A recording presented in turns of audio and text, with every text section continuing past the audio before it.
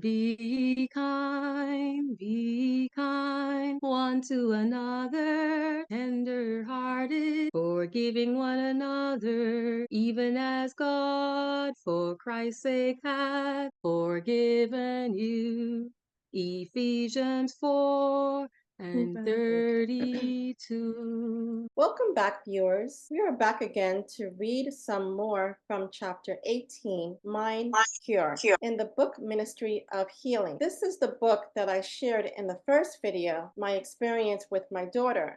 She has a variety of neurodiversity behaviors that somehow complex her thinking, and I had her. She was in the thought of hearing about God, but as time went on, that thought about God dwindled, and it's just recently now that she is accepting me wanting to read to her from this chapter. So I just wanted to take this time to share the reading, share the link, and also share my experience along with my friend here who is going to help us in reading. And so if you have not seen the first video, I have it in a playlist called Mind Cure to make it easy for you to find. Sympathy, a feeling that we all as human beings feel when we want to show compassion to others, is what we will be talking about today. Sympathy.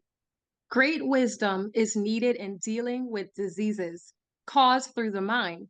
A sore, sick heart, a discouraged mind needs mild treatment.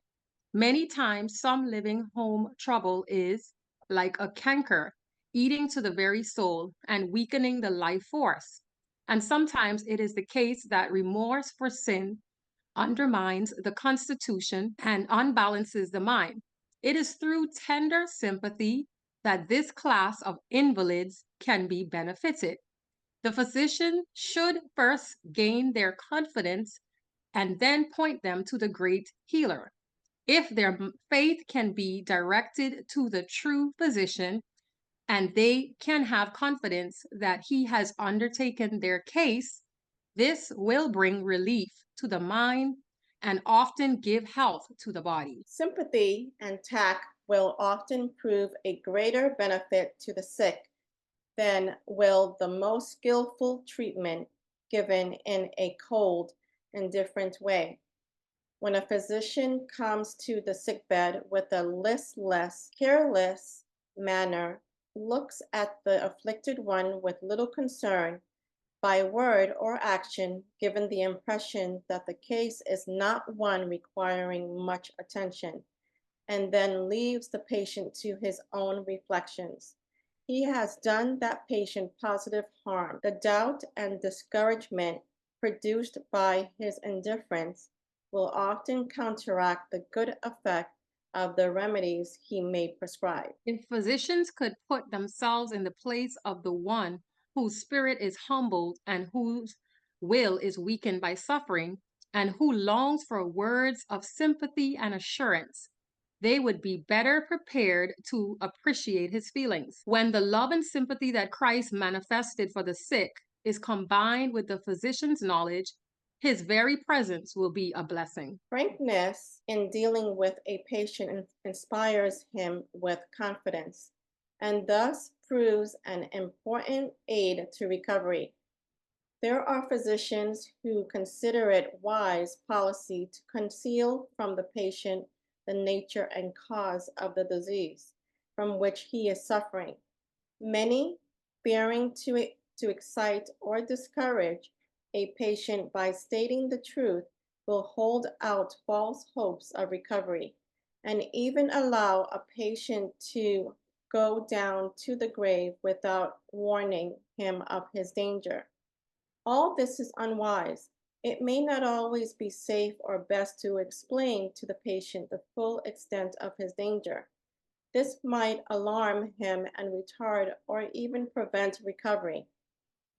Nor can the whole truth always be told to those whose ailments are largely and whose ailments are largely imaginary. Many of these persons are unreasonable and have not accustomed themselves to exercise self-control. They have peculiar fancies and imagine many things that are false in regard to themselves and to others. To them, these things are real, and those who care for them need to manifest consent, kindness, and unwearied patience and tact. If these patients were told the truth in regard to themselves, some would be offended, others discouraged. Christ said to his disciples, I have yet many things to say unto you, but ye cannot bear them now. John 16, verse 12.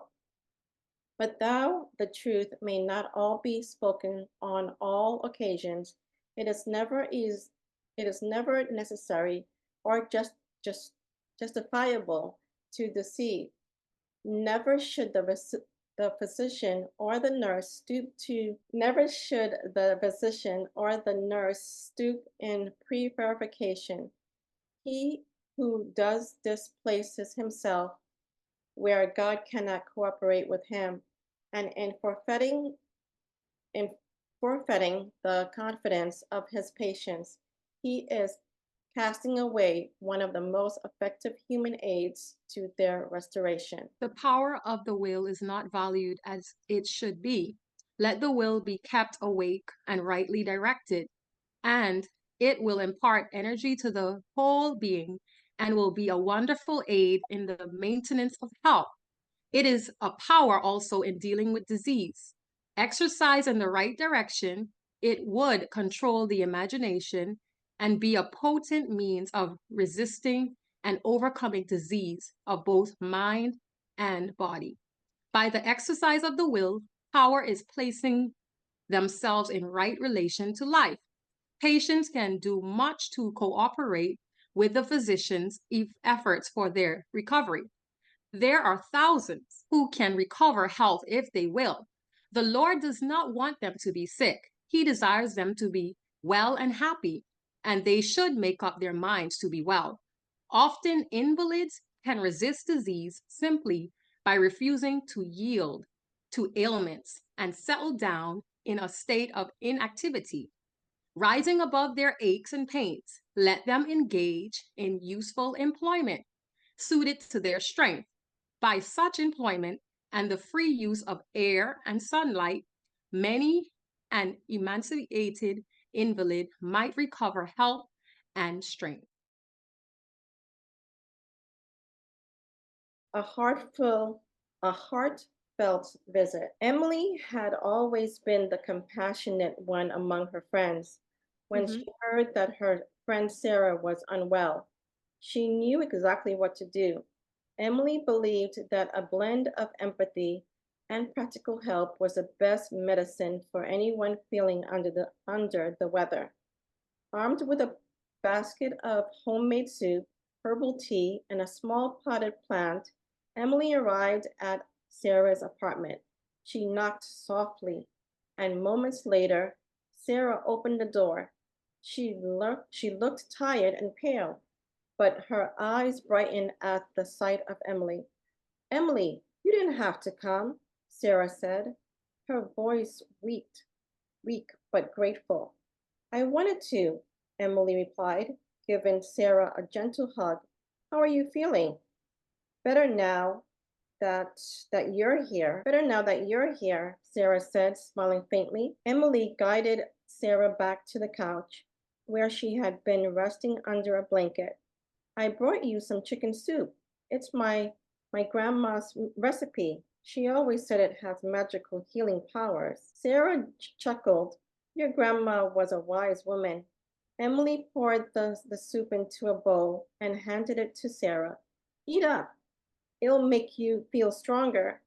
As Sarah ate, Emily tied, tidied up the living room, rearranging the pillows and fluffing the blankets. She placed the potted plant on the windowsill where it could catch the sunlight. A little green always cheers up a room, she said. After Sarah finished her soup, Emily brewed a pot of herbal tea.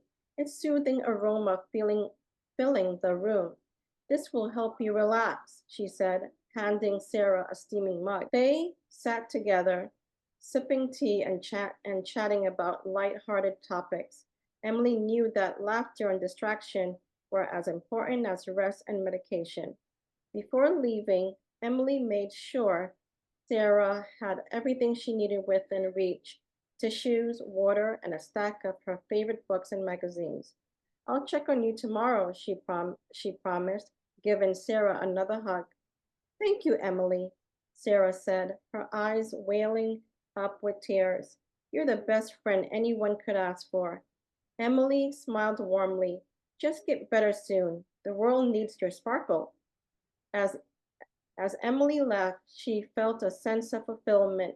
She knew that her visit had provided not just comfort, but also the skillful treatment of empathy, practical support, and a sprinkle of joy, an effective remedy for a sick friend. Beautiful. I love that story.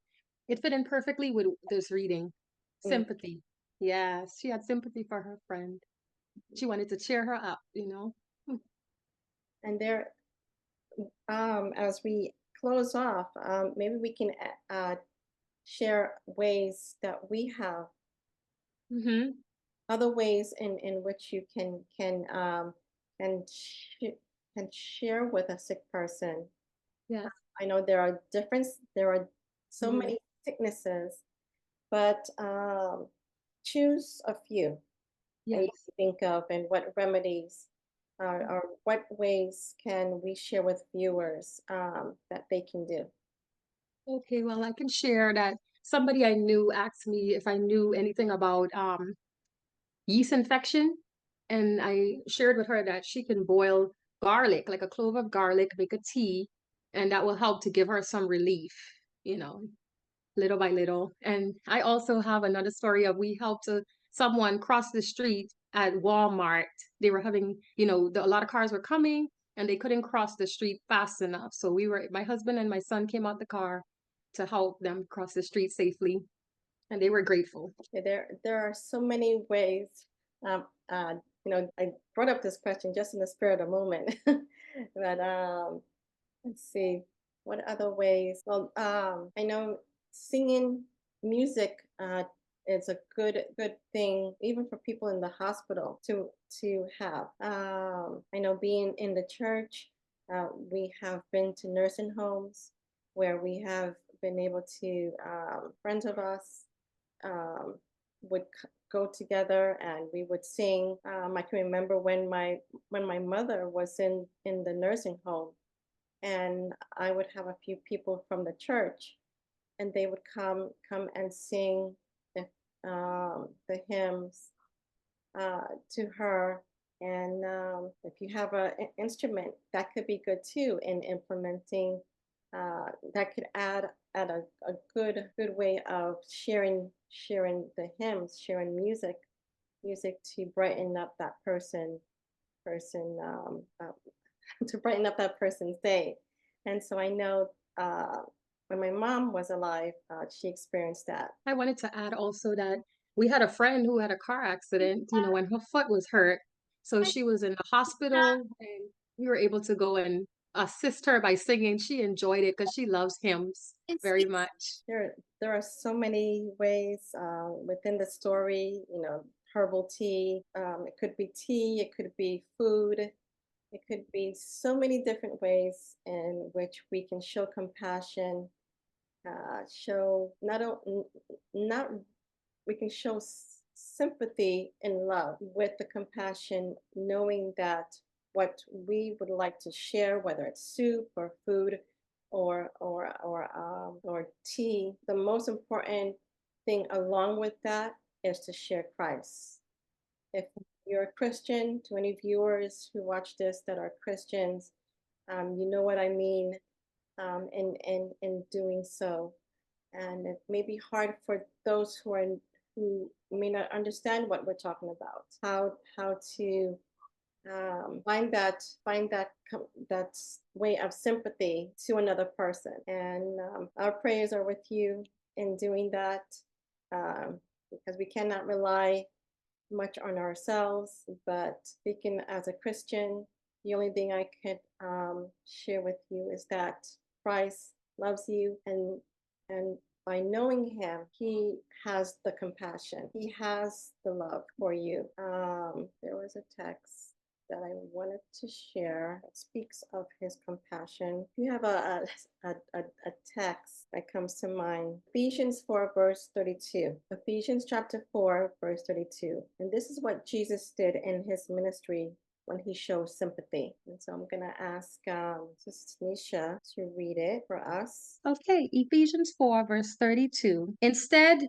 be kind and tender-hearted to one another and forgive one another as God has forgiven you through Christ. And so I'm going to leave that for you to consider along with everything else that has been shared here. And I will see you in the next video. If you haven't subscribed, please share, please comment, and please subscribe. Thank you.